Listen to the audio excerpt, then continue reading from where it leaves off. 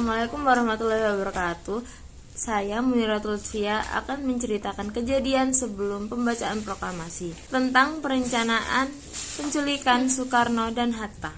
Pada tanggal 15 Agustus 1945, sekelompok pemuda Indonesia berencana untuk menculik Soekarno dan Hatta karena Soekarno dan Hatta menolak untuk membacakan teks proklamasi.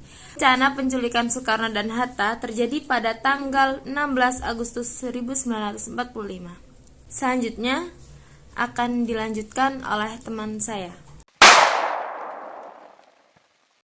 Oke, selanjutnya penculikan Karengas Dengklok pada tanggal 16 Agustus 1945. Sebelum proklamasi kemerdekaan Indonesia pada tanggal 17 Agustus 1945, terdapat beberapa peristiwa penting yang terjadi pada hari-hari sebelumnya. Di antaranya, penculikan Karengas Dengklok pada tanggal 16 Agustus 1945. Pada waktu itu, Soekarno dan Hatta merupakan pimpinan nasionalis Indonesia yang diculik oleh para pemuda dan kemudian mereka ditempatkan di rumah seorang warga keturunan Tionghoa yang bernama Gyo Ai Seong atau Dijau Kei Seong agar tidak mengundang kecurigaan.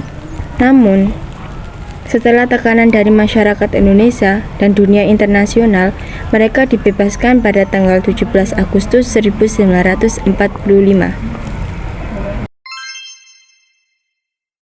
Saya akan menjelaskan persiapan sebelum terjadinya proklamasi kemerdekaan Indonesia.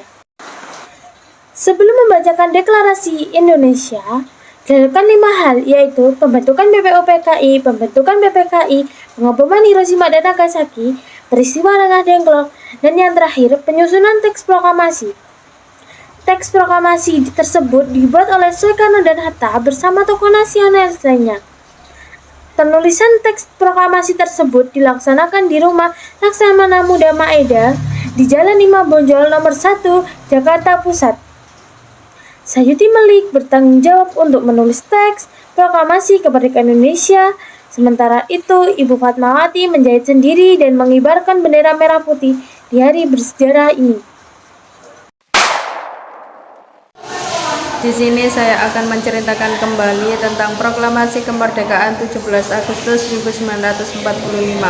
Pada pagi hari 17 Agustus 1945, Soekarno dan Hatta membacakan teks proklamasi kemerdekaan Indonesia di hadapan para tokoh nasionalisme dan masyarakat yang hadir di Jalan Pegangsaan nomor 56 Jakarta.